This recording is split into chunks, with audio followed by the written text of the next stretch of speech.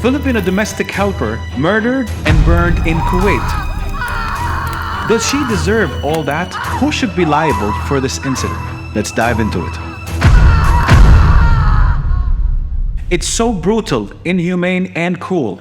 Today, we are going to discuss a very sensitive and concerning issue circulating in social media about a Filipino domestic helper who was found dead and burned in the desert in Kuwait. Kiting na ang pinaslang na OFW mula Kuwait na si Julie B. Ranara. Mayuwi ng labi ni Ranaras na natagpo ang sunog sa disyerto sa Kuwait. Allow me to give you a brief context of this traumatic story.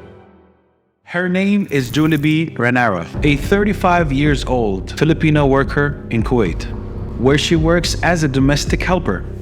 Domestic helpers are those workers who perform work at a private household. They provide direct and indirect care services, such as cleaning, cooking, and washing clothes. To go back 22nd of last January, Julie B was murdered and smashed on the head. Julie B's samples matched the 17-year-old suspect, her boss's son in Kuwait. The primary suspect was arrested and is currently in police custody. Fast forward last February 5th. The body of Julie B was laid to rest in her grave at the Golden Haven Memorial Park in Las Piñas, Philippines, with her family and friends who cried their souls out with anger and agony. Julie B's family is still hoping for justice to be served and held accountable to whom it's due. Moreover, Sheikh Salim Abdullah Al-Sabah, Kuwait's foreign minister, promised that Ranara's killer would face punishment.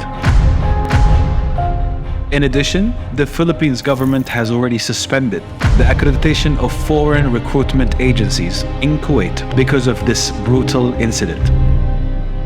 What can we learn from this? Despite all the negativity you hear in social media, there's always a brighter side to look at it. Yes, we are devastated, but we also wanted to keep the positive momentum. There are people in this universe that would make our world a better place.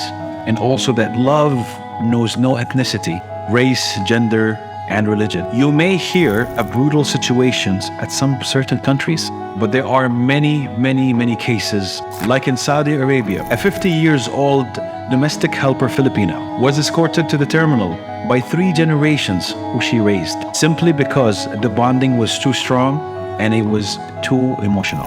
In Bahrain, the 32-year-old Ethiopian had to travel back home to visit her family, but the kids in the video are too attached to her because of her kindness and unconditional love. Another recent situation in an Asian country where a Filipina was traveling back to our country, but the kids kept crying because simply they were going to miss her. Let's take this as a lesson to all. 1. People should be treated the way how you want to be treated. 2. All people's lives matter. There are no discriminations. 3. We should take responsibility by educating, learn, and teach our generation. 4. People aren't similar. They're all different.